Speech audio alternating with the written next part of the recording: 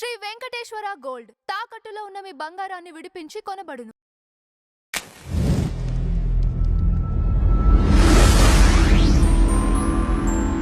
సీదిరి అప్పలరాజు గారు ఎందుకు అరెస్ట్ అయ్యారో కూడా తెలిసిండి జగన్మోహన్ రెడ్డి గారు వైసీపీ నేతలు స్పందిస్తున్న తీరుపై మీ అభిప్రాయం ఏంటి? ఇప్పుడు వాస్తవంగా నిన్న సీదిరి అప్పలరాజు అరెస్టు జరుగుతున్న ఆ దృశ్యాలు నేను కూడా టీవీలో చూశాను. అతను ఏదో ప్రజా సమస్యల పట్ల పోరాటం చేసి ప్రజల కోసం జైలుకు వెళ్తున్నట్టుగా వాళ్ళందరూ సీదిరి నాయకత్వం వర్ధిల్లాలి అని చెప్పని జిందాబాదులు కొడతా, సీఎం డౌన్ డౌన్ అని చెప్పని స్లోగన్స్ ఇస్తా, అతన్ని భుజాల మీదకి ఎత్తుకొని అతను కూడా చెయ్యి ఇట్లా పైకెత్తి ఏదో ఉద్యమ నాయకుడిలాగా అతను వ్యవహరించిన తీరు, ఇవన్నీ చూసిన తర్వాత నాకు అనిపించింది ఏంటంటే, మొట్టమొదట అతని అనుచరులుగా ఈ ఒక రకంగా ఓవర్ యాక్షన్ చేసిన వాళ్ళు ఎవరికి కూడా కనీసం సిగ్గు శరం లేవని నాకు అర్థమైంది. కారణం ఏంటంటే, సీదిరి అప్పలరాజు సమాజానికి నాయకత్వం వహించిన నాయకుడు. అతను చట్టసభకి ఎన్నికైన శాసనసభ్యుడు, రాజ్యాంగం మీద ప్రమాణ స్వీకారం చేసిన మంత్రి. అటువంటి స్థాయిలో ఉన్న వ్యక్తి వైసీపీ నాయకుల వ్యవహారశైలి చూస్తే, కనీసం రాజకీయాల్లో కొనసాగుతూ ఉన్నప్పుడు ఒక నాయకుడిని అనుసరించేటప్పుడు సమాజం పట్ల కొద్దిగానైనా సరే బాధ్యతగా ఉండాలి అని చెప్పనే విచక్షణ మరిచిన, ఒక రకంగా మాట్లాడుకుంటే మనం సంస్కారహీనంగా ప్రవర్తించే వాళ్ళని అరే ఉచ్చోనీచం లేకుండా ఏంట్రా ఈ ప్రవర్తన అంటాం. సిగ్గులేదారా, రాజకీయాల్లో కొనసాగుతా ఈ విధంగా వ్యవహరిస్తావా అని అంటాం మనం. అటువంటి వ్యవహారశైలి నాకు కనపడింది అక్కడ. కారణం ఏంటంటే, సీఎం డౌన్ డౌన్ అని చెప్పి వాళ్ళు స్లోగన్స్ ఇస్తున్నారు. ఎందుకు సీఎం డౌన్ డౌన్? సీఎం గారు ఏమన్నా సీదిరి అప్పలరాజు 18 ఏళ్ల కొడుకుని నువ్వు ఎన్ఫీల్డ్ డ్రైవ్ చేసుకుంటూ రోడ్డు మీద వెళ్ళని చెప్పని పంపించారా? సీఎం గారు ఏమన్నా ఆ డ్రైవ్ చేస్తున్న సీదిరి అప్పలరాజు కొడుకు ఆరవని దారిలో వెళ్తున్న గొర్రెల కాపరి దానయ్యని గుద్దమని చెప్పారా? సీఎం గారు ఏమన్నా అలా గుద్ది ఒక వ్యక్తి గాయపడటానికి కారకుడైన అరవని నువ్వు బండి అక్కడ వదిలేసి నువ్వు అతను గాలికి వదిలేసి పారిపోమని చెప్పాడా? సీఎం గారు ఏమైనా ఆ గాయపడ్డ దానయ్య ప్రాణాలు పోతే గుద్దిన అరవ బదులు సిద్ధార్థ అనే ఇంకొక సంబంధం లేని వ్యక్తిని పోలీసులకు సరెండర్ కమ్మని చెప్పారా? సీఎం గారు ఏమన్నా గాయపడి ప్రాణాలు కోల్పోయిన వ్యక్తి కుటుంబాన్ని వదిలేసి తన కొడుకుని తీసుకొని వెళ్ళి హాస్పిటల్లో ట్రీట్మెంట్ ఇప్పించుకోమని చెప్పని సీదిరి అప్పలరాజు గారికి చెప్పారా? ఇవాళ తప్పులు చేసింది సీదిరి అప్పలరాజు, అతని కొడుకు. అతని కొడుకును కాపాడుకోవడానికి విశ్వ ప్రయత్నాలు, ఎన్ని రకాల కుప్పిగంతులు పిలిమొగ్గలేయాలి అన్ని రకాల కుప్పిగంతులు పిలిమొగ్గలు వేసింది సీదిరి అప్పలరాజు. ఒక మరణం జరిగితే ఆ మరణాన్ని వక్రీకరిస్తూ వేరే వ్యక్తిని ప్రొడ్యూస్ చేయించింది సీదిరి అప్పలరాజు. అంతిమంగా పోలీసులు కూడా తమ దగ్గరకు వచ్చి సరెండర్ అయిన సిద్ధార్థే ప్రమాదానికి కారకుడని భావించారు. కానీ అక్కడ జరిగిన సంఘటనని చూసిన సాక్షుల ద్వారా ఇష్యూ వెలుగులోకి వచ్చిన తర్వాత, మీడియాలో చర్చనీయాంశం అయిన తర్వాత, అప్పుడు పోలీసులు కూడా దిద్దుబాటు చర్యలకి పూనుకొని సీసీటీవీ ఫుటేజ్లు ఇవన్నీ చూసి సీదిరి అప్పలరాజు కొడుకే బాధ్యుడని చెప్పి నిర్ధారించుకున్న తర్వాత, కాంటపట్టి సిచ్యుయేషన్లో అది పోలీసులు ఒత్తిడి పెంచుతున్న నేపథ్యంలో అప్పుడు సీదిరి అప్పలరాజు కొడుకుని తీసుకొచ్చి సరెండర్ చేశారు. తర్వాత మళ్ళీ హాస్పిటల్ దగ్గర రక్తి కట్టించబోయిన డ్రామాను చూసాం మనం. అతనికి ఏదో అనారోగ్యం వచ్చినట్టు అతన్ని తీసుకెళ్ళి ఐసీయూలో పెట్టే ప్రయత్నం చేసి, అంటే ఒక వ్యక్తి మరణానికి బాధ్యుడైన తన కొడుకు మాత్రం ఒకరోజు కూడా జైల్లో ఉండకూడదు. కేసును తప్పుదో పట్టించిన కారణంగా సీదిరి అప్పలరాజు మీద కేసు నమోదైంది. ఎందుకు తప్పుదో పట్టించే ప్రయత్నం చేశావు? జగన్మోహన్ రెడ్డి చెప్తున్నాడుగా, డాక్టరు, శాసనసభ్యుడు, మంత్రి అని చెప్పని. మరి ఆ డాక్టర్ చదువు ఏమైంది? ఆ శాసనసభ్యుడిగా ఆ పని చేసిన ఆ హోదా ఏమైంది? భయము, పక్షపాతము, రాగద్వేషాలకు అతీతంగా పరిపాలన చేస్తామని రాజ్యాంగం మీద చేసిన ప్రమాణ స్వీకారం ఏమైంది? అంటే నీ కొడుకు దగ్గరకు వచ్చేప్పటికి ఇంత పక్షపాత ధోరణితో ఒక పేద వ్యక్తి ప్రాణాలు కోల్పోతే ఆ బాధ్యత తీసుకోవడానికి కూడా నైతికత లేని సీదిరి అప్పలరాజు. వాళ్ళ కేసు అతను సృష్టించుకున్న స్వయంకృతం.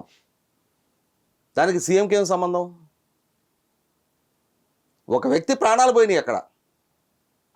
ప్రాణాలు తీసిన కొడుకుని కాపాడుకుంటున్నాడు ఈ సీదిరి అప్పలరాజు. అతని భుజాల మీదకి ఎత్తుకుంటారా? అతను ఏదో వీరత్వం వెలగబెట్టినట్టుగా పిడికిలి గాల్లోకి విసిరే ప్రయత్నం చేస్తాడా? సిగ్గుండదు. జరిగింది సిగ్గుచేటైన వ్యవహారం. ఒక పేదవాడి ఉసురు తీశారు మీరు. 2 పిల్లలతోటి ఆ తల్లి ఆవేదన అవి కళ్ళకు కనపట్టాలా? అంటే అధికారాన్ని, అవకాశాన్ని, పరపతిని, వాస్తవాలను వక్రీకరించడానికి వాడుకున్న ప్రబుద్ధుడు సీదిరి అప్పలరాజు. ఇతను గతంలో మంత్రి హోదాలో నిండు అసెంబ్లీలో చంద్రబాబు నాయుడు గారి గురించి ఏం మాట్లాడాడు విన్నాం, లోకేష్ గారి గురించి ఏం మాట్లాడాడు విన్నాం. అరే లోకేష్, నీ బట్టలోడ తీసి నిన్ను బూటుకాళ్లతో పోలీసులు తంతుంటే అని మా వ్యాఖ్యలు చేశాడు ఇతను. ఎందుకు లోకేష్ బట్టలోడ తీసి బూటుకాళ్లతో తంతారు? ఏ నేరం తను పాల్పడ్డాడు? ఇవాళ నేర చరిత్ర నీ నాయకుడిది. ఇవాళ నేరానికి నువ్వు పాల్పడ్డావు. నీ చరిత్ర, నీ పార్టీ, నీ చరిత్ర నేరమయం. ఈ అధికారం, ఈ హోదానే శాశ్వతం అని చెప్పని నిండు అసెంబ్లీలో చంద్రబాబు నాయుడు గారికి మానసిక వైద్యం చేయించాలని చెప్పని మాట్లాడిన ప్రబుద్ధుడు ఇతను. సహజంగా ఒక సామెత చెప్తారు, చదవేస్తే ఉన్నమతి పోయింది అని చెప్పని. చదువుకి అధికారం తోడైతే ఇంత సంస్కారహీనంగా వ్యవహరించవచ్చు అని చెప్పని వ్యవహరించి చూపిన నాయకుడు సీదిరి అప్పలరాజు. మరి చంద్రబాబు నాయుడు గారిని ఎందుకు డౌన్ అంటున్నారు మీరు? ఇక ధర్మాన ప్రసాదరావు సుదీర్ఘకాలం రాజకీయాల్లో వివిధ హోదాల్లో పదవులు ఎలగబెట్టాడు ఆయన నిన్న శ్రీకాకుళం జిల్లాలో తెలుగుదేశం పార్టీ ఎప్పుడైనా మత్స్యకారులకు అవకాశం ఇచ్చిందా? ఒక మత్స్యకారు వర్గీయుడిగా రాజకీయం ఎదుగుతున్నాడు అని చెప్పని మత్స్యకారు వర్గీయుడైతే ఇంకొక గొర్రెల కాపరి ప్రాణాలు తీసే హక్కు, అధికారం కల్పించారు అతనికి. జరిగిన సంఘటనకి నైతిక బాధ్యతగా వాళ్ళే పోలీస్ స్టేషన్కి వెళ్ళి మా అబ్బాయి వాళ్ళ ఈ పొరపాటు జరిగింది, ఒక వ్యక్తి గాయపడ్డాడు, అతనికి మేము వైద్యం అందించామని చెప్పుకొని ఉన్నట్టయితే సీదిరి అప్పలరాజు గౌరవం పెరిగేది. ఎందుకంటే సీదిరి అప్పలరాజు కొడుకు ఉద్దేశపూర్వకంగా అతను గుద్దాడని ఎవరంటలా. రోడ్డు మీద యాక్సిడెంట్ జరగవచ్చు, కానీ దానికి నైతిక బాధ్యత తీసుకోవాల్సిన స్థాయిలో ఉండి, ఆ స్థాయి నాయకుడై ఉండి తన కొడుకుని తప్పించి కేసు విచారణ తప్పుదో పట్టించే ప్రయత్నం చేసి ఇన్ని కుయుక్తులకి, కుట్రలకి, కుతంత్రాలకి పాల్పడ్డందుకు ముంచుకొచ్చిన కేసు అది. అది కూడా నిన్నేం సంఘటన జరిగిన రోజు అరెస్ట్ చేయలే, నీ కొడుకుని అదుపులోకి తీసుకున్న రోజు అరెస్ట్ చేయలే. నీకున్న అన్ని అవకాశాలు నువ్వు వినియోగించుకొని న్యాయస్థానాల్లో ముందస్తు బెయిల్కి వెళ్ళి ప్రభుత్వం మీద ఒత్తిడి వస్తుంది, ఇటువంటి తప్పుకు పాల్పడ్డ వ్యక్తిని ఎందుకు అదుపులోకి తీసుకోవటం లేదు అని చెప్పని ప్రభుత్వం నీ మీద తొందరపాటు చర్యలకు పాల్పడలా. ఇవాళ జగన్మోహన్ రెడ్డి చెప్తున్నాడు, కొడుకు వల్ల ఏదో యాక్సిడెంట్ జరిగితే తండ్రిని ఎందుకు అరెస్ట్ చేస్తున్నారని.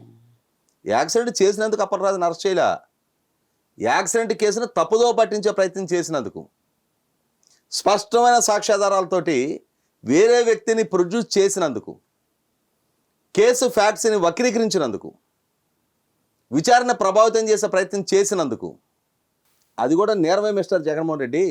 ఇన్ఫ్యాక్ట్ ఇంకా మాట్లాడితే ఇటువంటి సీదిరి అప్పలరాజు లాంటి వాళ్ళని సమర్థిస్తున్న నీవు కూడా నేరస్తుడివే. అక్కడ ఒక వ్యక్తి ప్రాణం పోయింది, ఆ ప్రాణానికి విలువ లేనట్టు, ఆ కుటుంబం అనుభవిస్తున్న వ్యధకి విలువ లేనట్టు, సీదిరి అప్పలరాజుకి మాత్రమే కుటుంబం ఉన్నట్టుగా సీదిరి అప్పలరాజు వైఫ్ నిన్న శోకండాలు పెట్టి ఏడుస్తూ ఉంది. నీ కొడుకు వల్ల ఒకరి ఉసురు తీసుకున్నారు, ఆ కుటుంబం గురించి ఎప్పుడన్నా రోధించావా? అరే నీ వయసు ఏంటి, నువ్వు ఒక మనిషి ప్రాణం పోవటానికి బాధ్యుడు కావటం ఏంటిరా అని చెప్పని నీ కొడుకుని ఎప్పుడన్నా మందలించావా? సరైన పెంపకం నువ్వు పెంచితే, సరైన కాపురం నీ భర్తకి నువ్వు నేర్పించితే ఇవాళ ఈ పరిస్థితులు తలెత్తవు. ఒక సంస్కారహీనుడిని భర్తగా, ఇంకొక వ్యక్తి ప్రాణాలు కోల్పోవటానికి కారకుడైన వ్యక్తిని కొడుకుగా కలిగి ఉండి ఈ పరిస్థితులు మీ స్వయంకృతం. ఎవరిని బాధ్యులను చేస్తున్నారు? ఎవరి మీద మీరు పిడికిలు బిగిస్తూ ఉన్నారు? ఎవరికి వ్యతిరేకంగా నినాదాలు ఇస్తూ ఉన్నారు? ఎవరికి జిందాబాదులు కొడుతున్నారు? కాబట్టి ఈ ధర్మాన ప్రసాదరావు అయినా, ఈ వైసీపీ అధినేత జగన్మోహన్ రెడ్డి అయినా ఎవరికి మీరు మద్దతు ఇస్తూ ఉన్నారు, ఎందుకు మద్దతు ఇస్తున్నారు, ఏ పరిస్థితులు పరిణామాలు తలెత్తిన నేపథ్యంలో మద్దతు ఇస్తున్నారనేది రాష్ట్ర ప్రజానీకనం గుర్తిస్తూనే ఉన్నారు, మిమ్మల్ని గమనిస్తూనే ఉన్నారు. కాబట్టి ఇంకా ప్రతి అంశాన్ని కులాలకు ముడిపెట్టి, లేదు ఆ అంశాలని డిస్ట్రాక్టివ్ పాలిటిక్స్ ద్వారా మేము డివేట్ చేయగలము అన్న కుతంత్రాల నుంచి మొట్టమొదట బయటికి రండి. ప్రజలకు వాస్తవం ఏంటనేది చాలా స్పష్టంగా క్లారిటీ ఉంది. కాబట్టి 2019 నాడు నమ్మిన మీ ప్రచారాలు 2024లో ప్రజలు నమ్మలా. 5 ఏళ్ళు పాలకుడుగా మీ పాలన, మీ నాయకుల వ్యవహార శైలి, మీ తీరు ప్రజలు గమనించారు. కాబట్టి ప్రజలు ఒక స్పష్టతతో ఒక తీర్పు ఇచ్చారు. ఇంకా అదే విక్టిమ్ కార్డు ప్లే చేస్తాం, అదేవిధంగా మేము చెప్పే మాటలే ప్రజల్ని మెస్మరైజ్ చేస్తాయి అని చెప్పనే భ్రమంలో మీరుంటే మీరు ఆ భ్రమంలోనే ఉండండి. భ్రమ పట్టడానికి ప్రజలు సిద్ధంగా లేరు.